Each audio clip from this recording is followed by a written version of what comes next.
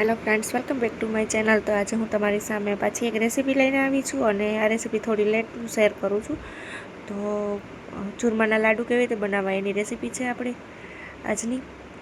તો જુઓ, મેં અહીંયા કરકરો લોટ લીધો છે અને તેમાં આવી રીતે તેલનું મોણ આપી દીધું છે અને ત્યાર પછી ગરમ પાણીથી હું આવી રીતે લોટ ધીમે ધીમે બાંધી લઉં છું. તો આવી રીતે લોટ બાંધીને તેને આપણે મુઠિયા કરી લેવાના છે. તો કોના કોના ઘરે ચૂરમાના લાડુ ભાવે છે એ મને કમેન્ટ કરીને જણાવજો. અને રેસીપી કેવી લાગી છે એ પણ મને કમેન્ટ કરવાનું ભૂલતા નહીં.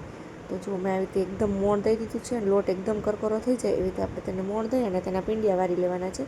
તમારી ઘરે કેવી રીતે તમે બનાવો છો એ મને જણાવજો.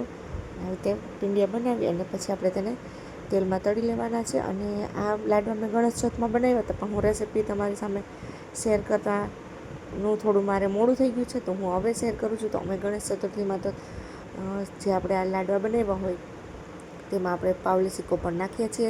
તમારે ત્યાં નાખે છે કે નહીં એ પણ મને કહેજો. જો અમે આવી રીતે બધા ફટાફટ લોટ બાંધી અને પીંડિયા બનાવી લીધા. હવે પીંડિયા બની જાય ત્યાર પછી તેને આપણે જો આમ એક પછી એક પીંડિયા વારી અને આપણે તેને તળી લેવાના છે તેલમાં. તો ધીમા ગેસે આપણે તેને તળવાના છે. જો આવી રીતે એકદમ લોટને કૂણવતું જવાનું છે, મસળતું જવાનું છે અને આપણે આવી રીતે પીંડિયા વારતા જવાના છે. તો કોને કોને ભાવે છે એ પણ મને કહેજો. મારા ઘરે તો બધાને મિષ્ટાન ખૂબ જ ભાવે છે, એમાં લાડવાય ખૂબ ભાવે છે. અને અમારા ઘરે ગોળના લાડવા બને છે. ઘણા લોકો ખાંડના પણ બનાવતા હોય છે. તમારા ઘરે ખાંડના બનાવે છે કે ગોળના બનાવે છે એ પણ મને કહેજો. જો આવી તો બધા પીંડિયા વારી લીધા છે ને અને પછી મેં બધા પીંડિયાને તળી લીધા હતા. તો રાજી કે મમ્મી જલ્દી બનાવો ને મને બહુ ભૂખ લાગી છે. તો કીધું હા બેટા બનાવી દઉં છું. તો બનાવી લીધા પછી તો એને ખૂબ ખાધા અને એને બહુ મજા આવી. પણ બનાવતા હતા ત્યાં સુધી તો એનાથી ખમાતું નહોતું, તો જલ્દી બનાવ્યા.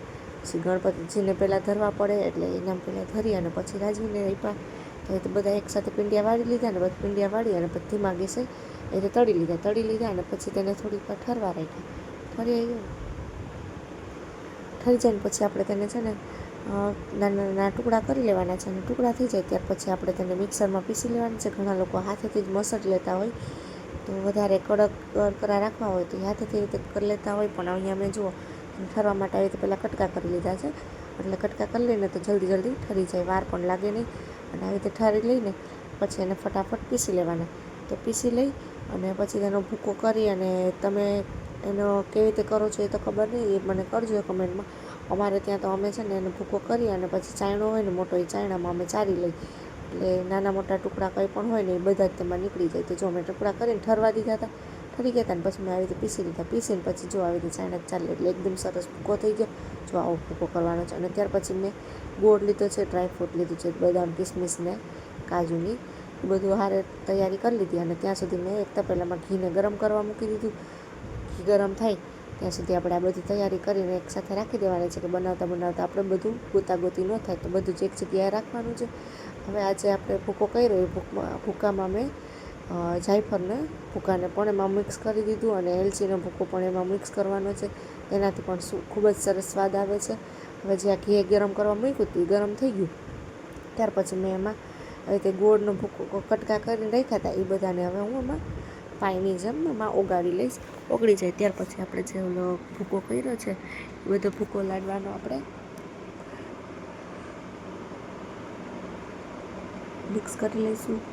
તો જો આવી રીતે તેલમાં એકદમ ગોળનો ખબર નહીં આ કાળું કાળું શું એમાં આવી ગયું છે, તો હવે કાઢી લઉં પછી હું બનાવું. જુઓ જે ગોળમાં આવતી હોય ને કડકી એ હતી એ કાઢી અને હવે ફટાફટ તેને સરસ મિક્સ કરી લઈએ. અને મિક્સ કરી અને પછી તેના મેં લાડવા વારી લીધા હતા. લાડવા વારીને ગણપતિને ધરી દીધા હતા. લાડવા વાર્યા ત્યારે મેં એમાં પાવલીના સિક્કા નાખ્યા હતા. તો એક ગણપતિને ધર્યો હતો અને એક બધાને આપવાના હતા લાડવા, એમાં ધર્યો હતો. તો જો આ જે ભૂકો કર્યો છે હવે આ ગોળ થઈ ગયો છે, સરસ પાય થઈ ગઈ છે. એમાં ડ્રાયફ્રૂટ નાખી દીધું છે. હવે આ બધો ભૂકો કર્યો છે ભૂકાને થોડો કરીને એમાં બધો ઉમેરી લીધો છે. ઉમેરી અને ત્યાર પછી આપણે સરસથી મિક્સ કરીને લાડવા વારી લેવાના છે. તો ફટાફટ બની જાય એવી આ રેસીપી છે. તો તમને કેવી લાગી છે એ મને કમેન્ટ કરજો. તમને ન આવડતી હોય તો તમે એકદમ ધીમે ધીમે વિડીયોને જોઈ અને તમે એને શીખી શકો છો. અને ખૂબ જ એવી લગભગ પારંપરિક રીત છે આપણી આ લાડવાની બનાવવાની.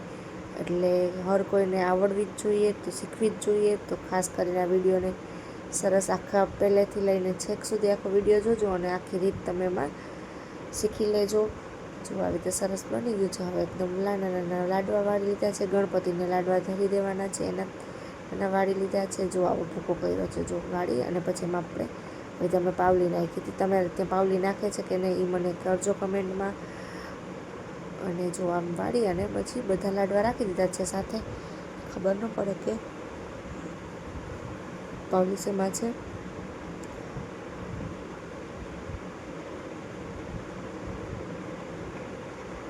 હજી કે બા મારા માટે પાવલી, એટલે પછી એના માટે બીજી પાવલી નાખી હતી.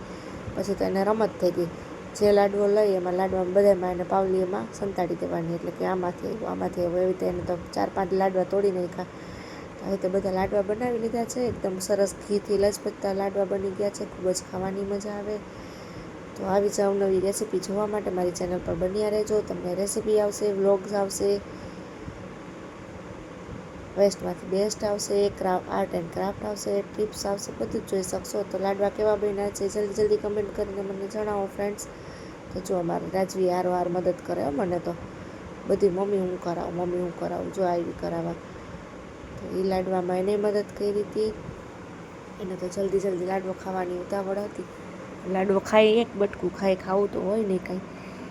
બનાવી લીધા છે, લાડવા બનીને રેડી થઈ ગયા છે ફ્રેન્ડ્સ. તો ચલો આપણે આવી જાવ નવી બીજી રેસીપી સાથે પછી મળીશું. Bye bye.